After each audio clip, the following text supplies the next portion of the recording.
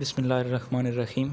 आज की इस वीडियो में हम कोशिश करेंगे कि रॉबर्ट ब्राउनिंग की फ़िलासफ़ी को डिस्कस करें, उसकी पोइट्री को डिस्कस करें। बेसिकली वो एक विक्टोरियन पोइट था और इस वीडियो में जहाँ तक हो सका हम डिस्कस करेंगे। अगर ज़्यादा लंबी होगी तो नेक्स्ट पार्ट बना लेंगे। इसमें हम देखेंगे कि उसकी पोइट्री के मेजर थीम क्या थे, ड्रामेटिक मोनोलॉग का वो कितना बड़ा मास्टर था, ऑप्टिमिज़म उसकी कैसी थी, फ़िलासफ़ी ऑफ लाइफ कैसी थी, लव को कैसे वो ट्रीट किया करता था, उसके नज़दीक मैन क्या था, नेचर क्या थी, उसकी पोएटिक जीनियस कैसी थी, उसकी लिरिसिज्म कैसी थी, और उसकी पोइट्री में फाइनली हम देखेंगे कि फ्लॉज क्या क्या थे। लेकिन इस सब के लिए ज़रूरी है कि हम कुछ ना कुछ उसके बारे में जानते हों। तो इससे पहले मैंने 4 वीडियोस बना रखी हैं उस पर, यानी एक वीडियो में रॉबर्ट ब्राउनिंग की लाइफ और बायोग्राफ़ी को डिस्कस किया है, फिर एक प्रोस्पाइस नाम की वीडियो है जिसमें जो इसकी बेस्ट ऑप्टिमिस्टिक पोएम है, फिर एक और पोएम माय लास्ट डचेस है जो कि इसके ड्रामेटिक मोनोलॉग की बेस्ट एग्जांपल है, फिर उसके 2 लिरिकल पोएम्स हैं, Meeting at Night and Parting at Morning. अगर आपने वो नहीं देखी तो वो देख लीजिएगा। इसके अलावा भी शायद मैं कोई वीडियो बना दूं, लेकिन उनसे पहले हम थोड़ा सा डिस्कस कर लेते हैं रॉबर्ट ब्राउनिंग की और पोएम्स को। मुख्तसरन देख लेते हैं, यानी लाइन टू लाइन डिस्कस करना तो सारी पोएम्स को मुश्किल है। तो इस तरह करते हैं कि पहले चंद पोएम्स को देख लेते हैं, क्योंकि हमने इसकी पोइट्री को डिस्कस करना है तो हमें थोड़ा सा आइडिया हो कि इसकी फ़लाँ पोएम का अगर मैं एग्जांपल दे रहा हूँ उसमें या रेफरेंस के तौर पे पुट कर रहा हूँ तो आपको पता हो कि वो कैसी थी। बेसिक थीम देख लेंगे इनकी इसकी चंद पोएम्स के। सबसे पहले हम पोरफायरियाज़ लवर को देखते हैं।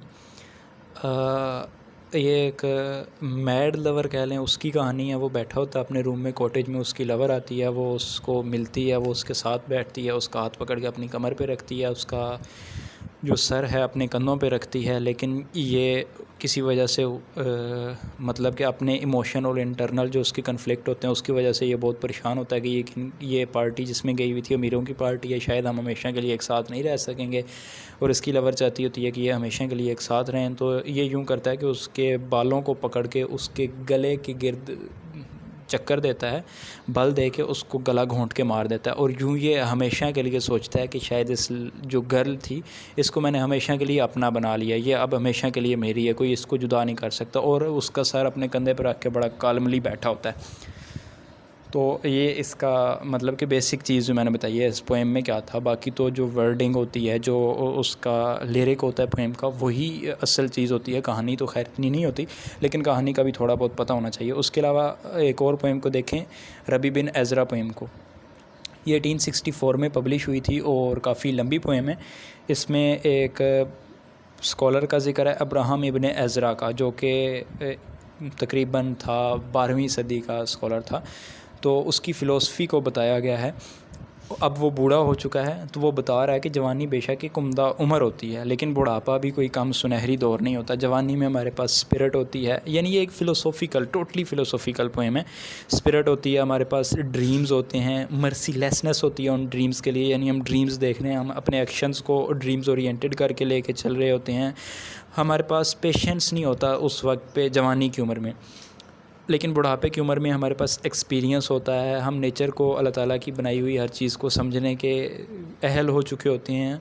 हमारा एक्सपीरियंस ग्रो कर चुका होता है, हम चीज़ों को एक्सेप्ट जल्दी कर लेते हैं उस उम्र में। हमारे पास डिसीजन मेकिंग की पावर जो है वो बहुत ज़्यादा बढ़ चुकी होती है, सेटिस्फेक्शन आ चुकी होती है। तो ये इस तरह की इसमें फ़िलोसॉफ़िकल बातें की गई हैं सारी।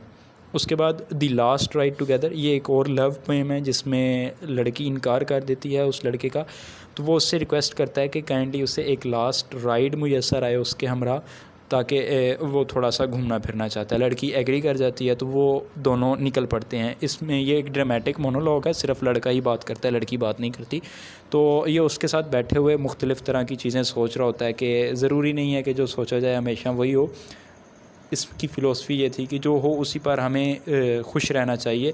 उसमें फ़ीलिंग ऑफ राइड बता रहा होता है कि उसकी कैसी फ़ीलिंग्स हैं, और उसको लगता है कि शायद बेशक वो लव में फ़ेल हो चुका है, लेकिन ये उसकी सबसे बड़ी अचीवमेंट है कि एक दफ़ा उसको अपनी महबूबा के साथ जो है घूमने का मौका मिल रहा है। वो कहता है कि शायरी से भी मेरी राइड बेहतर है, क्योंकि शायर जो कुछ देखता है वो दिखाने के चक्कर में होता है, यानी वो खुद फ़ील नहीं कर रहा होता नेचर, वो देख रहा है, वो अच्छी बातें जो है वो बताई जा रहा है, लेकिन वो खुद बहुत ज़्यादा टेंशनें ले रहा है, वो खुद बहुत ज़्यादा अजीब किस्म के हालात में रह रहा है, जिसकी वजह से वो जल्द बूढ़ा हो रहा है। तो इस तरह से मेरी राइड जो है उससे बेहतर है। इसी तरह मेरी राइड एक म्यूज़िशियन और एक स्कल्प्टर से भी बेहतर है।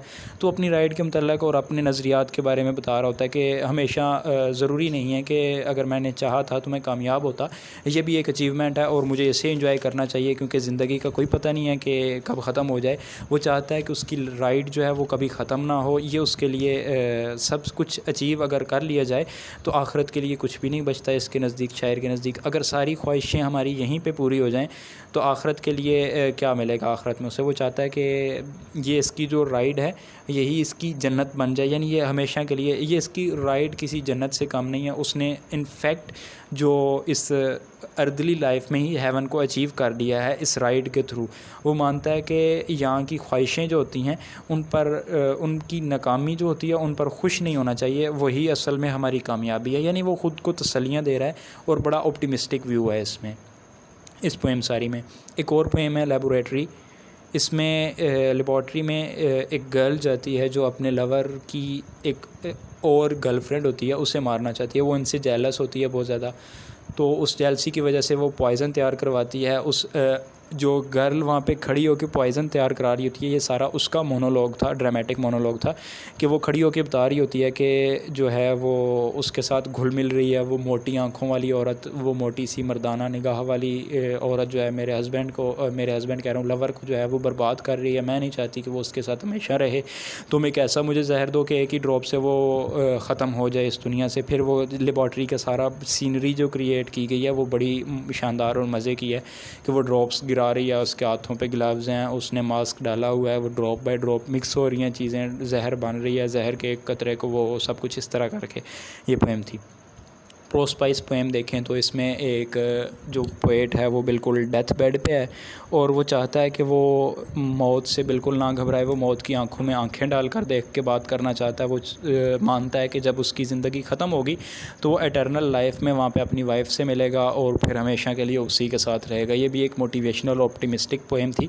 इसके बाद पेट्रियोट एक पोएम है। पेट्रियोट में वो एक पेट्रियोट की जो है वो कहानी है, वो अपना मोनोलॉग बताता है कि मैं जब इनके लिए काम किया करता था, जब मैं अपने वतन के लिए काम किया करता था तो मेरी बहुत ज़्यादा इज़्ज़त हुआ करती थी, लोग छतों पे मेरा इस्तकबाल किया करते थे, तो मुझे बहुत ज़्यादा सम्मानित किया जाता था, इज़्ज़त दी जाती थी, एहतराम था मेरा। लेकिन अब जो हुआ है मेरी सरासी मिसअंडरस्टैंडिंग पैदा हो गई है आवाम के साथ, तो उस वजह से मुझे ये लटकाने मारने के लिए तैयार हो चुके हैं। मुझे इन्होंने हथकड़ी डाली हुई है और इनकी हथकड़ी से मेरे हाथ मुझे लगता है कट रहे हैं और अब छतों पे लोगों का हजूम भी नहीं है। शायद वो सारे लोग कत्लगाह में मेरी मौत का तमाशा देखने के लिए इकट्ठे हो गए हैं। इस पोएम का बेसिक जो थीम है वो ये है कि लोग किस तरह आपके बड़े कारनामों को भूलकर मामूली सी गलती पर या मामूली सी मिसअंडरस्टैंडिंग पर आपके साथ तल्लुकात ख़त्म कर देते हैं और आपको सज़ा देने के लिए भी तैयार हो जाते हैं इवन। तो इसके बाद एक और पोएम सोरडिलो देखें। ये 6000 लाइनों पर मुश्तमिल है, यानी तकरीबन 6000 कह सकते हैं, असल में 5982 लाइन्स है। एम्बिक पेंटामीटर में लिखा गया, कपलेट राइमिंग है इसकी और इसके 6 पार्ट्स हैं और हर पार्ट तकरीबन एक बुक के बराबर है। इसमें कहानी है, ये वन ऑफ द डिफ़िकल्टेस्ट पोएम है इंग्लिश लिटरेचर की, सोरडिलो। इवन कि अल्फ्रेड लॉर्ड टेनिसन ने कहा था कि मुझे इसकी पहली और आखिरी लाइन के अलावा कोई लाइन समझ नहीं लगी। थॉमस कार्लाइल जो थे उन्होंने कहा था कि इस पोएम को पढ़ने के बाद मुझे ये नहीं पता चला कि सोरडिलो कंट्री का नाम है, किसी सिटी का नाम है, कोई बुक है या कोई पर्सन है, मुझे ये तक नहीं समझ में आई। यानी आप इसकी डिफ़िकल्टी का अंदाज़ा इस चीज़ से लगा सकते हैं। ये कहानी है एक नॉर्दर्न इटालियन सोरडिलो नाम के बंदे की, जो इस वजह से लाइफ में फ़ेल होता है कि वो लाइफ के एस्पेक्ट को इग्नोर कर रहा होता है और उसकी ख्वाब क्या थे और उसकी ज़िंदगी किस तरह गुजरी, तो समराइज़ तो करना ज़रूरी बात है, इस पोएम को काफ़ी मुश्किल है। तो यानी आपको पता होना चाहिए इसका बेसिक चीज़, जो उसकी ज़िंदगी के बारे में कंसेप्ट है, उसकी लवर क्या थी, और मतलब उसकी एंटायर लाइफ को डिस्कस किया गया और बहुत ही फ़िलोसॉफिकल चीज़ें बयान की गई। इसके बाद हम एक और पोएम को देख लेते हैं, एंड्रिया डेल सार्टो को। ये दरअसल एक पेंटर का मोनोलॉग है जो बैठा हुआ है रूम में, उसकी वाइफ लुक्रेजिया उसके पास बैठी हुई है। पेंटर का नाम एंड्रिया है और लुक्रेजिया उसकी वाइफ है, लेकिन उसकी वाइफ का बाहर एक लवर भी मौजूद है जो बाहर सीटियां बजा रहा है और उसकी वाइफ को बुला रहा है।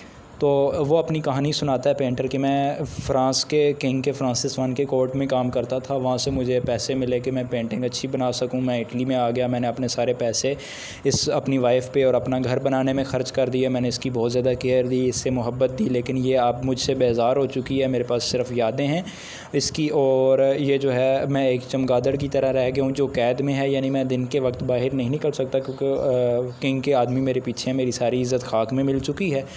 और इस वाइफ़ ही मेरे पास थी और इसी की स्माइल थी जो मेरी इंस्पायरेशन थी। हालांकि इंस्पायरेशन अंदर से होनी चाहिए थी, लेकिन ये मेरी ख़ामी है कि मैं इसके साथ इस कदर मोहब्बत करता हूँ, लेकिन अब ये मुझे छोड़कर जा रही है। तो इसका ये कंटिन्यूसली उससे बात करने की ट्राई करता है, लेकिन वो इसकी नहीं सुनती।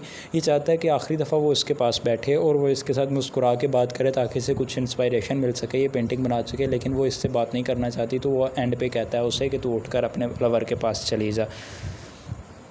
एक और पोइम को देख लेते हैं, फ्रा लिप्पो लिप्पी को। ये 376 लाइन की पोइम है, आयम्बिक पेंटामीटर और ब्लैंक वर्स में ही है। ये कहानी है एक पेंटर की जो एक मॉन्क है, वो एक ब्रोथल यानी कोठा जहाँ पे वो पेशा वराना ख़वातीन होती हैं वहाँ पे गया हुआ है और उसको आके पुलिस पकड़ लेती है।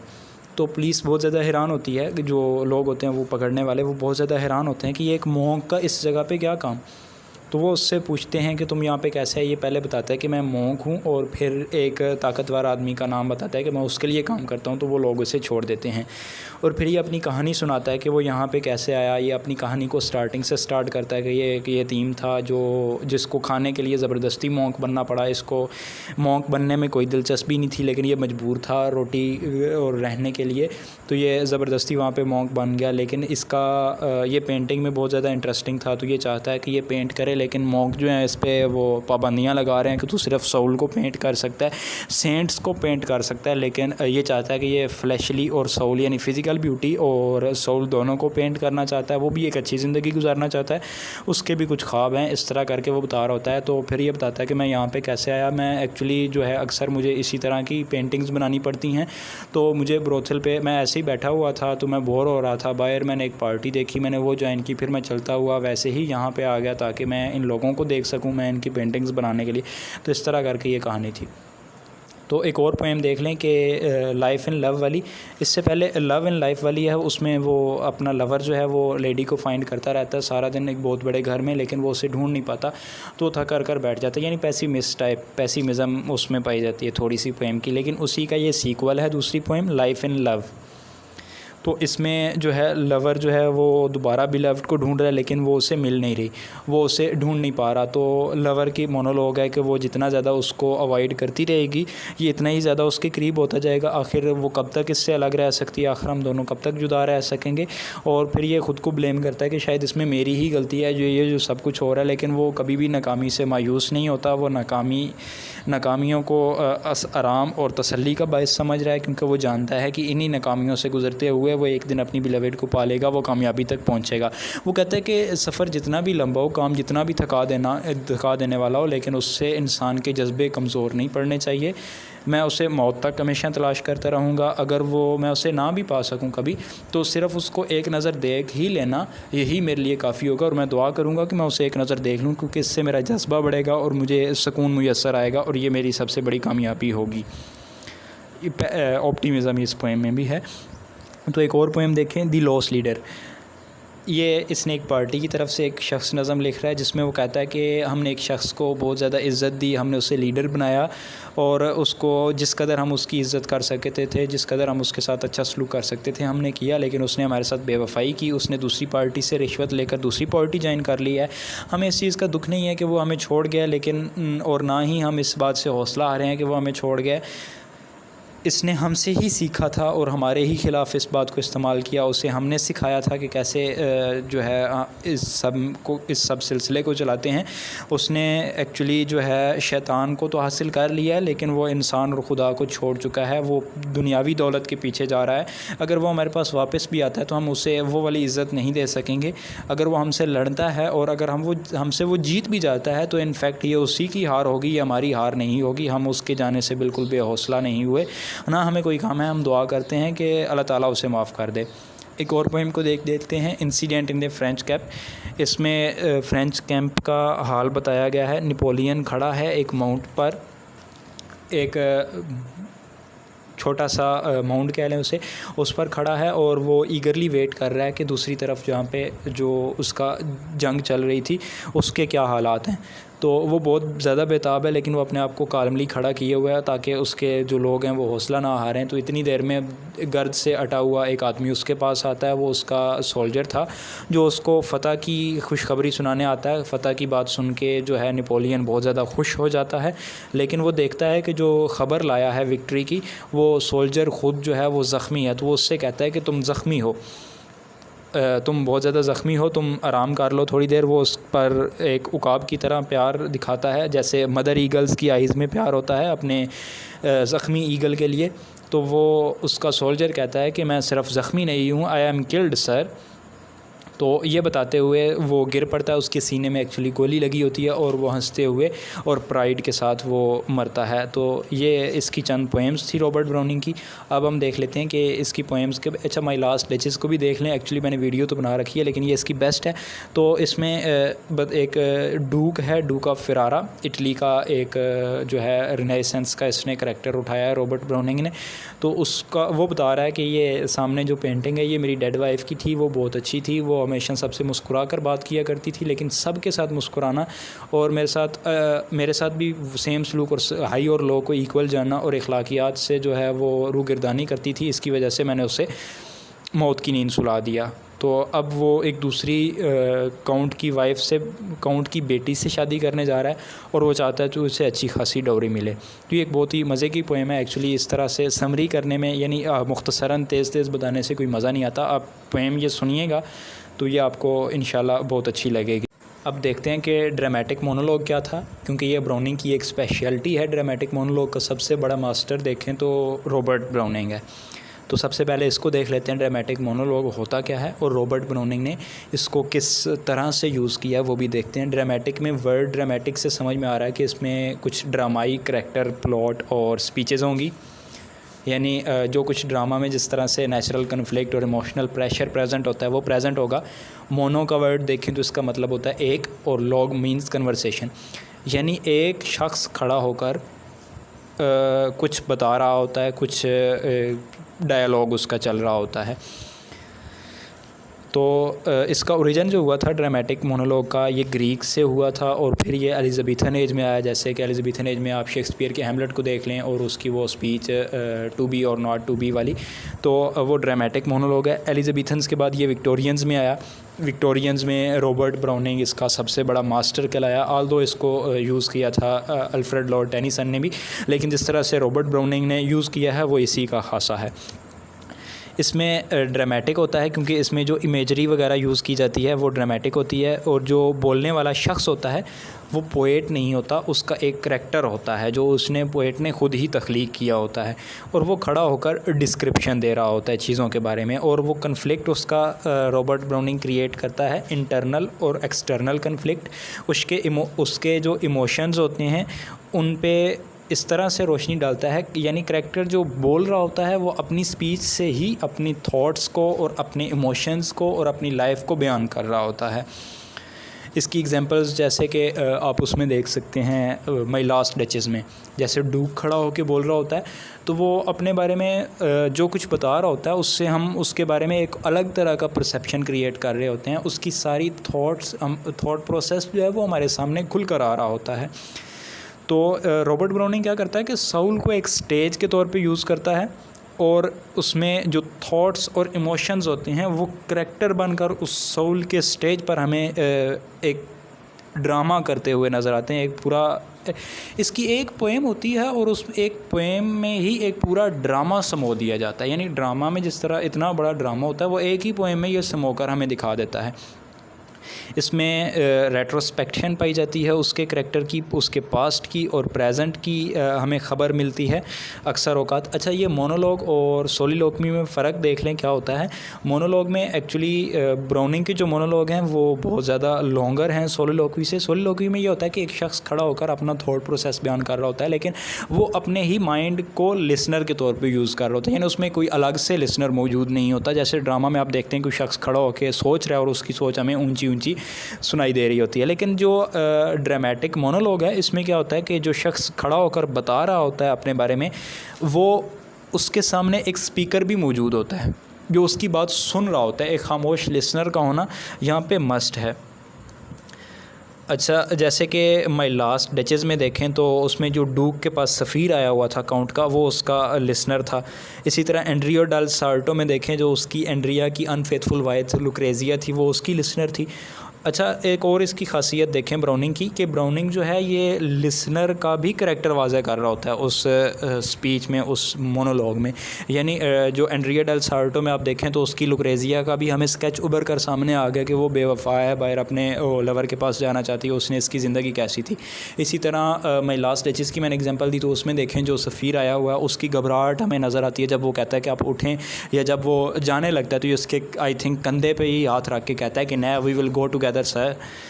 तो इससे वो अपने सिर्फ स्पीकर ही का नहीं पता चल रहा होता, बल्कि उसके लिसनर की प्रेजेंस और उसके लिसनर की करैक्टर की झलक भी दिखा देता है रॉबर्ट ब्राउनिंग बाज़ औक़ात। ड्रामेटिक मोनोलॉग की जो एवोल्यूशन है ब्राउनिंग में, उसे देख लें। ब्राउनिंग पहले जो था वो एक प्ले राइट बनना चाहता था।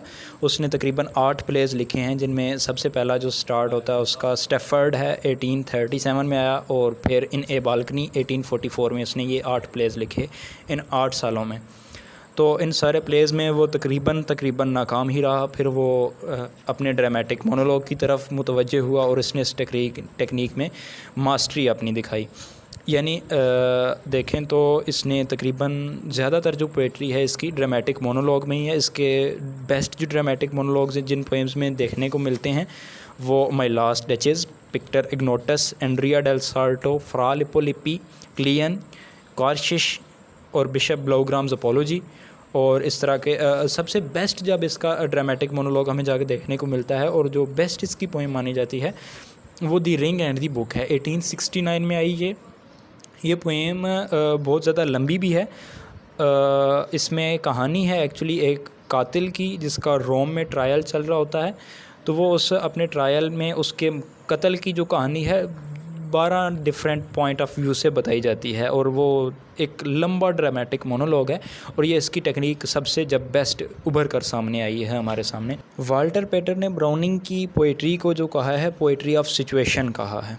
पोइट्री ऑफ सिचुएशन इसलिए कहा है कि क्योंकि इसकी पोइट्री में एक बड़ी अजीब सी सिचुएशन से स्टार्ट होती है इसकी पोइट्री। जो भी है कुछ उसमें सोल डाइसेक्शन का प्रोसेस हो रहा और एक सिचुएशन होती है। इसमें देखें तो इसकी बाज़ दफ़ा तो कोई बाकायदा उसकी इब्तदा भी नहीं होती, एक अजीब तरह से वो स्टार्ट हो जाती है। जैसे माई लास्ट डचेज़ में स्टार्टिंग में पता ही नहीं चलता कि हो क्या रहा है इसमें, तो एक सेंसेशनल और अब्रप्ट इसकी ओपनिंग हुआ करती है। तो ब्राउनिंग जो है अपने मोनोलॉग में केस मेकिंग करता हुआ आपको नज़र आएगा। जैसे लास्ट राइड टुगेदर में वो लवर जो है वो अपना डिफेंस कर रहा है लव के कंसर्न का। एंड्रिया डेल सार्टो में जो एंड्रिया है वो एज ए पेंटर कह रहा है कि मैंने अपने वालिदैन की सही खिदमत नहीं की, या फ्रांस के किंग को मैंने धोखा दिया, तो सब कुछ मैंने ये इस वजह से किया, इस तरह करके नज़र आ रहा होगा। इसके अलावा जो ब्राउनिंग जो है later in his life was more interested in case making rather than studying the characters. इसके अलावा इसके जो मोनोलॉग हैं इसमें पिक्चर गैलरी देखें तो आपको हर तरह के करैक्टर नज़र आएंगे। Cowards, rogues, artist, scholar, dukes, cheats. अच्छा, ये वर्ड चीट्स को देख लें, ये हम चीटर अक्सर इसका नाउन बनाते हैं कलोकियल लैंग्वेज में, लेकिन ग्रामेटिकली लफ्ज़ चीट्स ही होता है, चीटर कोई लफ्ज़ नहीं होता। बेगर्स, मर्डरर, सेंट, ऑल इस तरह के करैक्टर्स इसके नज़र आते हैं। और बाज़ दफ़ा तो इसके करैक्टर जो हैं, एक और ख़ासियत इनके करैक्टर्स की है कि इसके करैक्टर जो हैं सिर्फ इंग्लैंड के या किसी ख़ास वक्त और टाइम के नहीं होते। इसके करैक्टर मोस्टली ऑल कंट्रीज़ से बिलोंग करते हुए आपको नज़र आएंगे और डिफरेंट टाइम के नज़र आएंगे। हाँ, ये ज़रूर है कि ये रॉबर्ट ब्राउनिंग जो था ये ज़्यादातर इंटरेस्टेड था मिडल एजेस में, तो इसके करैक्टर्स आपको मिडल एजेस वाले ज़्यादा नज़र आएंगे। एक्चुअली रिनाइसेंस और मिडल एजेस की एक फेथफुल पिक्चर नज़र आती है इसके मोनोलॉग में हमें।